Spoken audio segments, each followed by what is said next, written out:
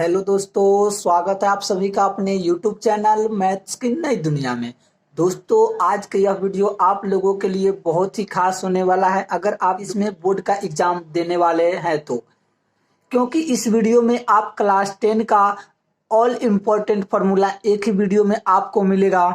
तो आप वीडियो को लास्ट तक देखते रहिएगा और अच्छा लगेगा तो लाइक जरूर कीजिएगा और दोस्तों को भी बताइएगा इस फार्मूला के बारे में। अगर आप इतना फार्मूला सिर्फ कवर कर लेते हैं तो आपका 100% गारंटी है आप एग्जाम 10 क्लास के मैथ में कहीं भी कोई भी दिक्कत बिल्कुल नहीं होगा और थोड़ा सा भी नहीं होगा। और ऑब्जेक्टिव क्वेश्चन इसी से निकलेगा। अगर आप बिहार बोर्ड से भी है तो 30 ऑब्जेक्टिव लगभग इसी से आ जाएगा, और सीबीएसई बोर्ड से है तो उसका भी ऑब्जेक्टिव क्वेश्चन, बहुत सारे ऑब्जेक्टिव क्वेश्चन इसी से मिल जाएगा। तो चलिए देखते हैं अब। और चैनल पे नए व्यूअर है तो एक आपसे छोटा सा रिक्वेस्ट है कि चैनल को सब्सक्राइब जरूर कर दीजिएगा और बेल आइकन को दबा दीजिएगा ताकि जैसे ही मैं वीडियो डालूं नोटिफिकेशन मिल जाएगा। और हमारा अगर ये वीडियो के पीडीएफ में डाउनलोड करना चाहते हैं तो आपको टेलीग्राम चैनल का लिंक नीचे डिस्क्रिप्शन में दिया हुआ है और कॉपी पर भी लिखा हुआ है, वहां से आप डाउनलोड जरूर कर लीजिएगा।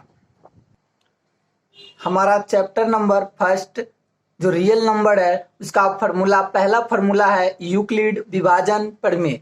यूक्लिड विभाजन प्रमेय क्या कहता है? a equal to b q plus r, जहां 0 से बड़ा और r है और b से क्या होता है? छोटा होता है। यानी कि 0 के बराबर भी हो सकता है या उससे बड़ा और b से छोटा होता है। तो अब इसके बारे में अब हम बताते हैं। देखिए 3 से 13 में हमने भाग दिया तो 3 चौके 12, एक शेषफल आया, 4 भागफल। तो यूक्लिड विभाजन प्रमेय क्या क्या कहता है? भाज्य बराबर भाजक गुना भागफल जोड़ शेष, यानी कि a बराबर बी क्यू जोड़ आर, यही फॉर्मूला है। आप भाजक 3 को यहाँ रखिए और भागफल 3 चौके 12, एक 13, तो भाज्य क्या आ जाएगा आपका? 13 आ जाएगा। अब देखिए चैप्टर 2 के फॉर्मूले। चैप्टर 2 में आपसे द्विघात समीकरण के शून्यकों के बारे में पूछा जाएगा। तो द्विघात समीकरण के 2 शून्यक होते हैं, एक अल्फा और बीटा। तो शून्यकों का जोड़ निकालने के लिए कहेगा, यानी कि योगफल। तो अल्फा जोड़ बीटा क्या होता है? माइनस बी बटे ए होता है। शून्यकों का गुणनफल क्या होता है? अल्फा गुने बीटा बराबर सी बटे ए। अब ये ए बी सी क्या है इसको देखिए। द्विघात बहुपद को आप डायरेक्ट ऐसे भी लिख सकते हैं, एक्स स्क्वायर माइनस अल्फा जोड़ बीटा को एक्स से गुना प्लस अल्फा गुने बीटा। द्विघात समीकरण का व्यापक रूप यानी कि समान रूप यही होता है, ए एक्स स्क्वायर जोड़ बी एक्स जोड़ सी, यही है उसका सूत्र। ए यही से हमने निकाला था यहाँ पे, और बी यही से, और सी ये वाला वैल्यू आपका आ जाएगा। तो तीसरा चैप्टर देखिए, तीसरे चैप्टर में कौन सा फॉर्मूला है? तीसरा चैप्टर है आपका रैखिक समीकरण। तो रैखिक समीकरण का सामान्य सूत्र क्या होता है? a1x b1y c1 पहला समीकरण। दूसरा समीकरण को मानेंगे a2x b2y c2 बराबर 0। अब इसके कंडीशन देखिए, जब a1 बट्टा a2 बराबर नहीं होगा b1 बट्टे b2 के, तो इसका नाम हम लिखेंगे प्रतिच्छेद करती हुई रेखा है। इसका केवल और केवल एक हल निकलेगा, यानी कि एक x का वैल्यू एक y का वैल्यू, और युग्म संगत होता है। उसके बाद ये जो होगा इसका ग्राफ होगा प्रतिच्छेद करती हुई, मतलब एक रेखा पे कहीं ना कहीं ये कटेगा। उसके बाद इसका दूसरा कंडीशन देखिए, दूसरा में होता है जब a1 बट्टा a2 बराबर b1 बट्टा b2 है लेकिन c1 बट्टा c2 बराबर नहीं है, तो क्या होगा? समांतर रेखाएं हैं। समांतर मतलब पैरेलल रेखाएं जिसका कोई हल नहीं होगा। क्यों नहीं होगा? देखिए ये दोनों रेखा समांतर है, एक दूसरे को कहीं पे काटेगी नहीं, तो इसका हल कैसे निकलेगा? इसलिए इसका कोई हल नहीं है, और जो इसका युग्म है, पेयर है, वो असंगत हो जाएगा। इसका तीसरा कंडीशन है जब a1 बट्टा a2 बराबर है b1 बट्टा b2 बराबर है c1 बट्टा c2 के, तो ये रेखा क्या होगी? संपाती होगी, मतलब एक दूसरे के ऊपर, और अपरिमित रूप से अनेक हल। इसके बहुत सारे x का भी वैल्यू निकलेगा, बहुत सारा y का भी वैल्यू, और ये जो लाइन होगा वो संगत, और इसका ग्राफ ऐसे ही आएगा, मतलब दोनों रेखा एक साथ ही चलते रहेगा। उसके बाद आता है इसमें ब्रज गुणन विधि, क्रॉस मल्टीप्लीकेशन विधि से आपको हल करने के लिए। तो ऐसे 2 इक्वेशन दिया रहेगा, a1x b1y c1 बराबर 0, a2x b2y जोड़ c2 बराबर 0। तो आप इसको ऐसे लिख सकते हैं, x बट्टे b1 c2 minus b2 c1, 1 बट्टा a1 b2 minus a2 b1। अब देखिए यहाँ से हमने क्या से स्टार्ट किया, कैसे आप फॉर्मूला को बनाएंगे। B1 C1 A1 B1 B2 C2 A2 B2, हमने B1 को C2 से गुना किया और B2 को C1 से, फिर A1 को B2 से, A2 को B1 से। अब देखिए y के लिए, तो y के लिए इसके गुना करेंगे हम इससे, C1 A2 minus C2 A1, इसको गुना किया, 1/, में दोनों में सेम है। अब देखिए x का अगर हमें वैल्यू निकालना है तो हम क्या करेंगे, x का वैल्यू देखिए यहां से हमने निकाला है तो ये भाग में है तो ये गुना में, यानी कि ऊपर चला गया तो B1 C2 minus B2 C1 ऊपर चला गया और नीचे वाला नीचे रह गया। y में भी सेम होगा, ये भाग में है तो ये गुना में चला जाएगा और यहाँ नीचे वाला नीचे ही रह गया। तो आप x की वैल्यू इस तरह, y का वैल्यू इस तरह वर्ग गुणन विधि से निकाल सकते हो। और ये हमारे टेलीग्राम चैनल का, ये आप मैथ्स की नई दुनिया 1403 लिखिएगा तो आ जाएगा, या डिस्क्रिप्शन में नीचे लिंक भी दिया हुआ है, वहां से भी आप पीडीएफ ये ले सकते हैं। उसके बाद देखिए अब चैप्टर 4 में क्या फॉर्मूला है, द्विघात समीकरण पढ़ना है। तो द्विघात समीकरण का सूत्र क्या होता है, ax² जोड़ bx जोड़ c, इसका विविक्तीकर यानी कि विवेचक जिसको d बोलते हैं, तो d का पहले वैल्यू निकालते हैं, d बराबर b² माइनस 4ac, x² के साथ a का वैल्यू, जो x के साथ होगा वो b का वैल्यू और जो अचर पद होगा वो c का वैल्यू। देखिए जब d बराबर 0 हो तो मूल वास्तविक होगा और समान होगा, वास्तविक मतलब हाँ निकलेगा और दोनों का वैल्यू समान होगा। जब d बड़ा होगा 0 से तो मूल वास्तविक यानी कि वैल्यू निकलेगा और असमान होंगे यानी कि दोनों का वैल्यू अलग अलग होगा। जब d छोटा होगा 0 से तो मूल क्या होगा, वास्तविक और असमान, वास्तविक नहीं होगा। जब d 0 से छोटा होगा यानी कि d निगेटिव में आ जाएगा तो इसका कोई भी वास्तविक मूल नहीं निकलेगा। चैप्टर नंबर 5 में ये फॉर्मूला है, समांतर श्रेणी आपका चैप्टर का नाम है, जिसमें प्रथम पद को a कहा जाता है, सार्व अंतर d, पदों की संख्या n, nवा पद को an कहा जाता है, अंतिम पद को l भी कहा जाता है, और n पदों का योग को sn भी कहा जाता है, सम ऑफ n टर्म। देखिए तो nवा पद का सूत्र क्या होता है, an बराबर a जोड़ n माइनस 1 गुना d, ये सब क्या है ऊपर आपको मैंने पहले ही बता दिया है। अब देखिए n पदों का योग क्या हो जाता है, n पदों का योग होता है sn बराबर n/2 2a जोड़ n माइनस 1 गुना d, या n/2, यहां से हमने यहाँ के बदले में an लिख दिया है, a जोड़ n माइनस 1 इंटू डी, यहाँ के बदले हमने an ले लिया, यहाँ पे क्या बच गया, एक a बच गया, तो a जोड़ an, n/2, an को l भी लिख सकते हैं। ठीक है दोस्तों, तो और वीडियो अच्छा लग रहा होगा तो लाइक जरूर कीजिएगा, दोस्तों को शेयर करना बिल्कुल नहीं भूलिएगा, बहुत ही अच्छे तरीकों से सिखाऊंगा। और एक बात की, ये सारे वीडियो का मैंने एक एक क्वेश्चन सॉल्व करा के एनसीईआरटी का मैंने वीडियो अपलोड कर दिया है, आप प्लेलिस्ट से जाकर देख सकते हैं, डिस्क्रिप्शन में लिंक है। चलिए चैप्टर 6 की बात करते हैं। जब त्रिभुज एबीसी में बीसी समानांतर है डीई का, तब ये जो बीसी है ये दोनों लाइन पैरेलल है, तब क्या होगा, तो यहाँ पे 3 लाइन बनता है, एक एडी बटे ए बी, एईसी बटे एई, ठीक है, दूसरा 3 बनेगा, जो 3 आपको यहाँ पर दिखाया गया है। उसके बाद आइए चैप्टर 7 की बात करते हैं। चैप्टर 7 में देखिए क्या है कि ये होता है निर्देशांक ज्यामिति। तो 2 बिंदुओं के बीच की दूरी आप कैसे निकालेंगे, माना कि एक बिंदु यहाँ है, एक बिंदु यहाँ है, ये इसका निर्देशांक x1 y1, इसका निर्देशांक x2 y2 दिया है, तो AB की दूरी कैसे निकालेंगे, x2 माइनस x1 का स्क्वायर जोड़ y2 माइनस y1 का स्क्वायर और वर्गमूल के अंदर, और या x1 माइनस x2 का square y1 minus y2, x2 में से x1 को घटाइए या x1 में से x2 को घटाइए, कोई दिक्कत नहीं है। उसके बाद दूसरा कंडीशन इसमें है, जब तीनों बिंदु संरेखी हो तो AB जोड़ BC बराबर AC। आपको ऐसे एक लाइन दे दिया है या 3 बिंदु दे दिया होगा, पूछेगा संरेखी है कि नहीं, तो पहले दूरी सूत्र से AB निकालिए, फिर BC निकालिए, फिर AC निकालिए। अगर दोनों छोटे वाले को जोड़कर एक बड़ा वाला आ जाता है तो संरेखी होगा, अन्यथा नहीं होगा। उसके बाद तीसरा कंडीशन है कि ए बी बराबर बी सी या ए बी बराबर ए सी नहीं है तो त्रिभुज समद्विबाहु होगा। यानी कि जब दो भुजा बराबर होगा तो वो त्रिभुज समद्विबाहु होगा। अगर देखिए ए बी बराबर बी सी बराबर ए सी, जब तीनों भुजा बराबर होगा तो समबाहु त्रिभुज हो जाएगा। और ए बी बराबर नहीं है बी सी के, बराबर नहीं है ए सी के, यानी कि जब कोई भी भुजा बराबर नहीं होगा तो वो विषम बाहु त्रिभुज हो जाएगा। 6 नंबर देखिए, एक एबीसीडी चतुर्भुज है, इसमें से आपसे पूछा गया कि ये कौन सा चतुर्भुज है। तो देखिए पहले आप A B B C C D A D निकालेंगे। अगर चारों बराबर हो गया, फिर विकर्ण ए सी और बी डी दोनों बराबर हो गया तो ये वर्ग होगा। उसके बाद ए बी बराबर सी डी, यानी कि ए बी सी डी आमने सामने, बी सी बराबर ए डी, बी सी बराबर ए डी आमने सामने, और ए सी बराबर बी डी, ए सी बराबर बी डी, यानी कि विकर्ण जब बराबर हो जाएगा तो ये चतुर्भुज आयत हो जाएगा। उसके बाद देखिए ये दे रखा है, आप देख रहे हो काइट है यानी कि रोम्बस। तो ये कैसे पता चलेगा कि रोम्बस है? देखिए इसके चारों भुजा बराबर होगा लेकिन इसके विकर्ण बराबर नहीं होगा। जब विकर्ण बराबर हो जाएगा तो ये तो वर्ग हो जाता, इसलिए ये समचतुर्भुज है।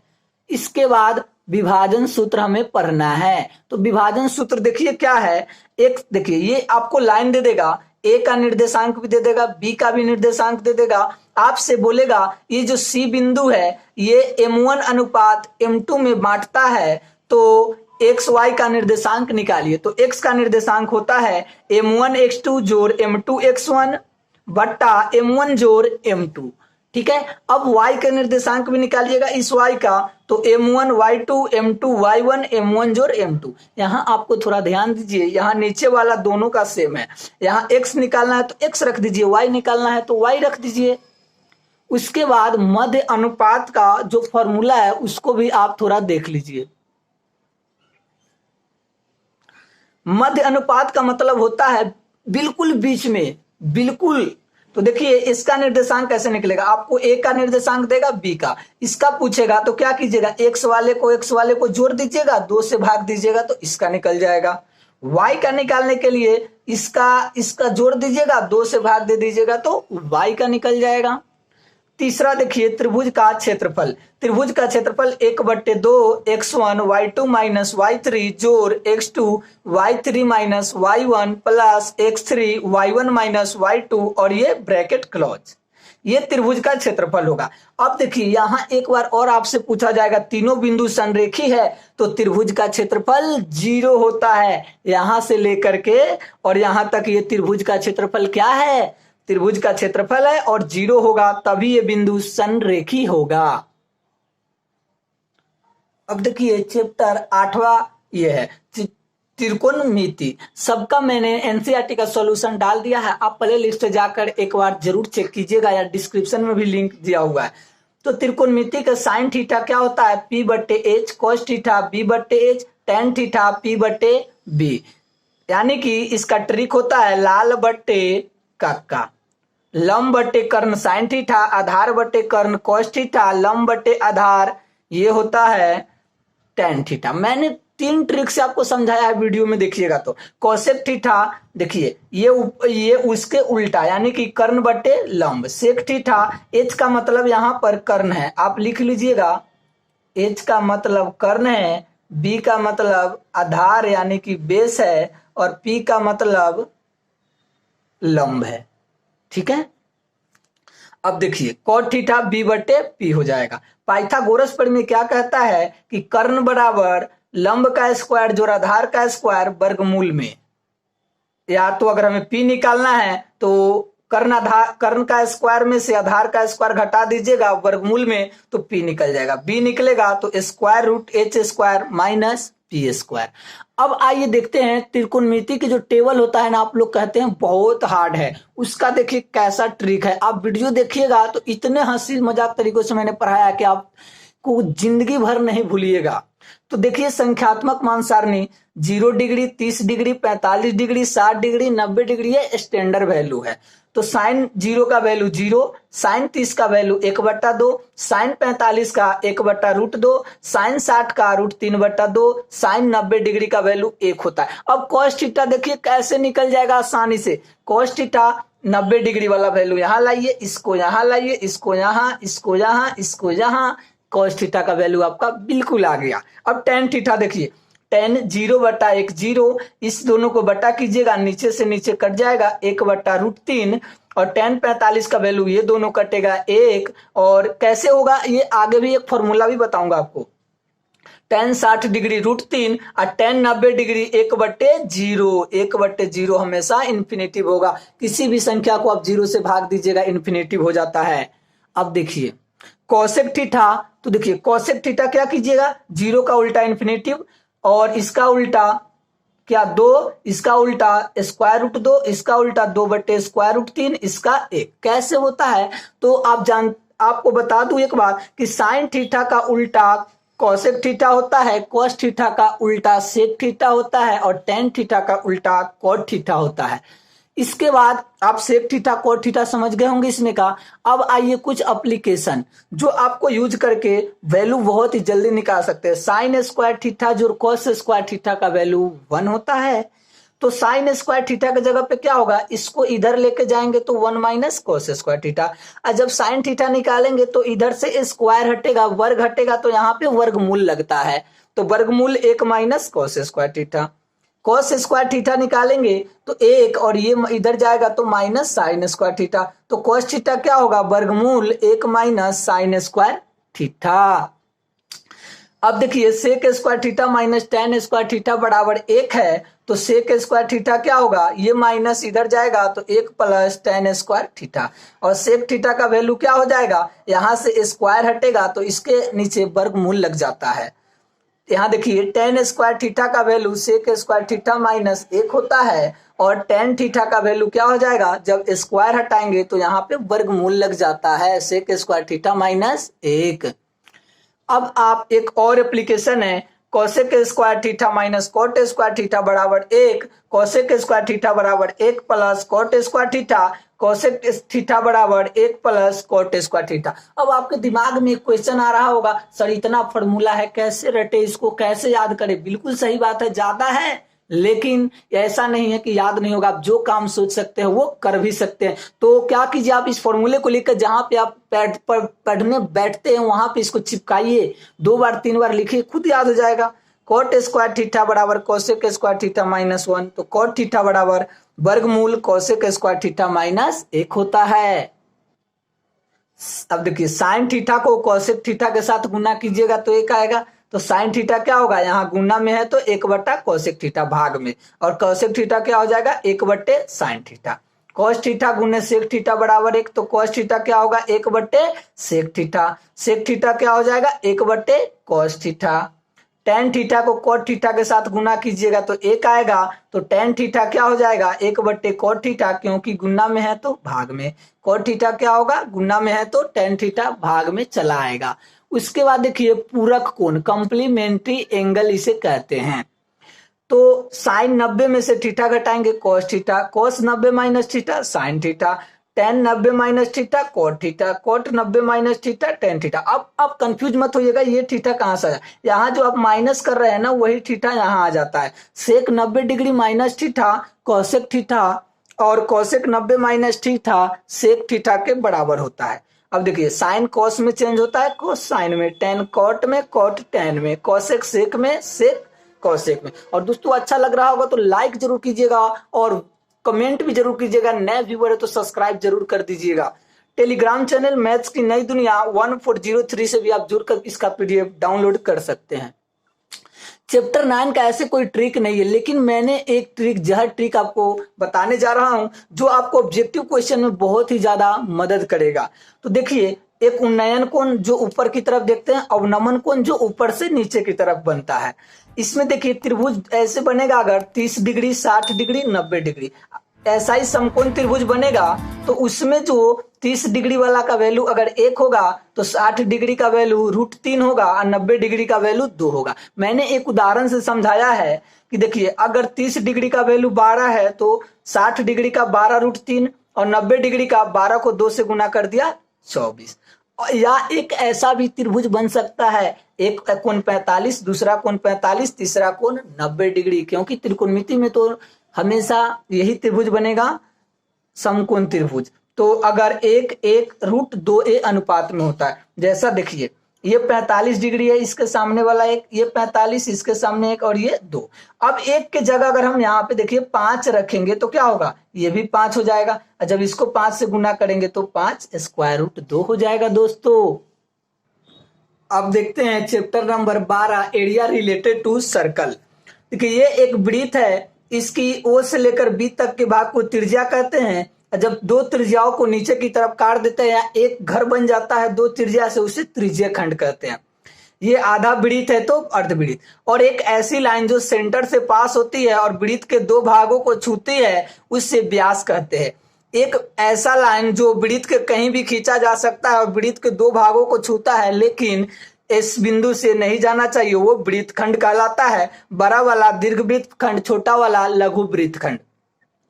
त्रिज्या आर होता है, आर बराबर डी बट्टे 2। व्यास डी, तो डी बराबर 2 गुने त्रिज्या। वृत्त की परिधि 2 पाई आर, पाई की जगह पे 22/7 या 3.14 आप क्वेश्चन के अनुसार रख सकते हैं। 4 नंबर क्वेश्चन फॉर्मूला है, वृत्त का क्षेत्रफल पाई गुने आर स्क्वायर, यानी कि पाई गुने त्रिज्या का स्क्वायर। अब 5 नंबर देख लीजिए, 5 नंबर है, अर्धवृत्त का क्षेत्रफल क्या होता है, पाई आर स्क्वायर बट्टा 2। चतुर्थांश का क्षेत्रफल, यानी कि चतुर्थांश का मतलब होता है 1/4 भाग, इस भाग को कहते हैं। 1/4 गुने पाई आर स्क्वायर, तो 90/360 गुने पाई आर स्क्वायर। ये भी लगा सकते हैं क्योंकि पूरा डिग्री 360 होता है एक वृत्त का, तो 1/4 90 हो जाएगा, यानी कि एक भाग इसका 90। त्रिज्य खंड का क्षेत्रफल होता है θ/360 गुने पाई आर स्क्वायर। इसके बाद आता है दीर्घ वृत्त खंड का क्षेत्रफल। तो दीर्घ वृत्त खंड का क्षेत्रफल क्या हो जाएगा, 360 माइनस θ/360 गुने pi R square minus 1/2 R square sine theta.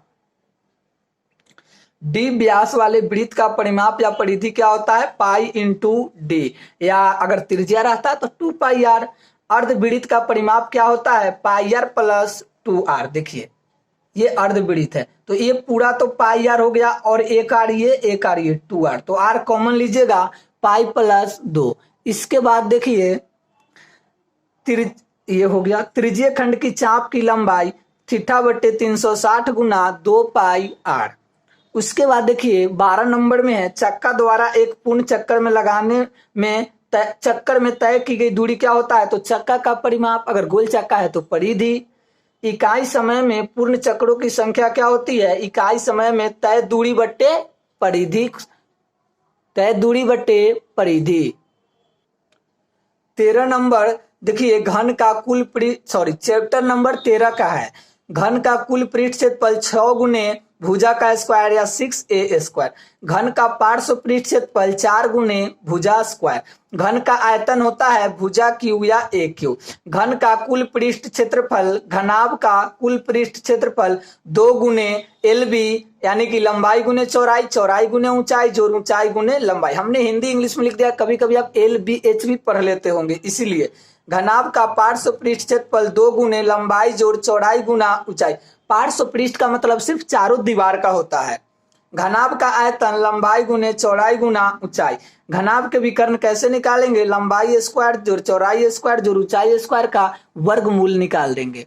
8 number में है बेलन का वक्र पृष्ठ क्षेत्रफल 2 पाई आर, यही बेलन है, देख लीजिए इसका ये 2 पाई आर हो गया, इस पे सिर्फ एच एच एच जोड़ देंगे, यानी कि इस पे अगर एक छोटा सिक्का है उस पे सिर्फ जोड़ देंगे तो ऊंचाई ही बढ़ेगा ना सिर्फ, इसलिए 2 पाई आर एच।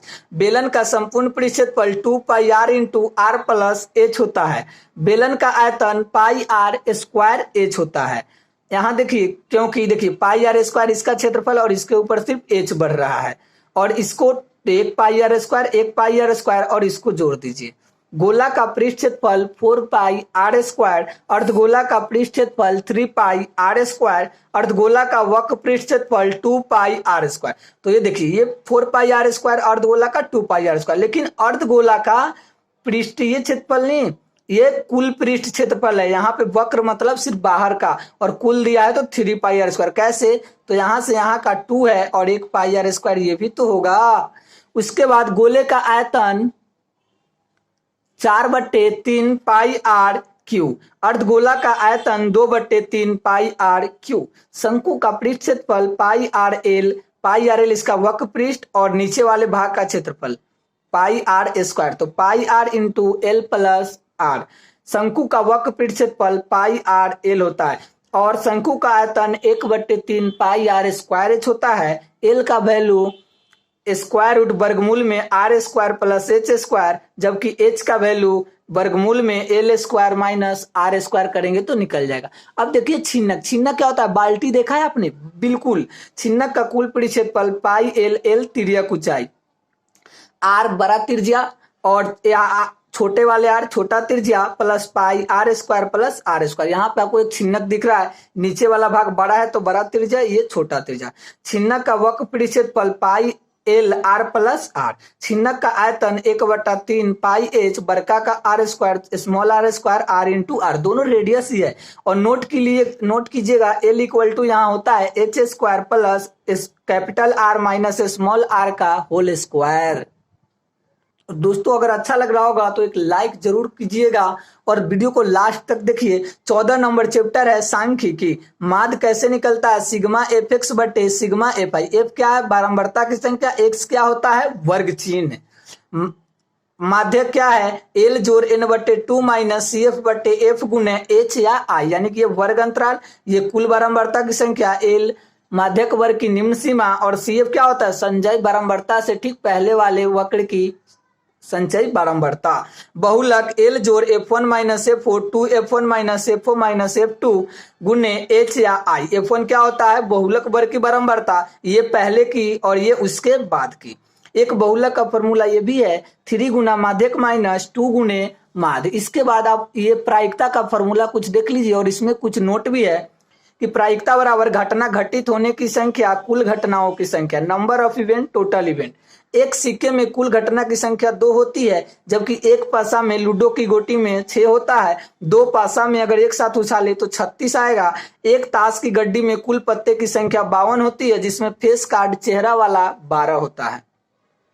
बेगम यानी कि क्वीन 4 होता है, के से जो किंग होता है वो 4 होता है, जे से जैक जो गुलाम होता है वो भी 4 होता है। तो दोस्तों बहुत ही खुशी की बात है कि ये वीडियो खत्म हुई और इसमें आपने पूरे 10 क्लास का एनसीईआरटी का एक ही वीडियो में सारा चीज आपने देख लिया। तो दोस्तों लाइक जरूर कीजिएगा और नए हैं तो चैनल को सब्सक्राइब जरूर कीजिएगा। एक बार आप प्ले लिस्ट चेक कीजिए, आपकी बहुत ही अच्छा लगेगा।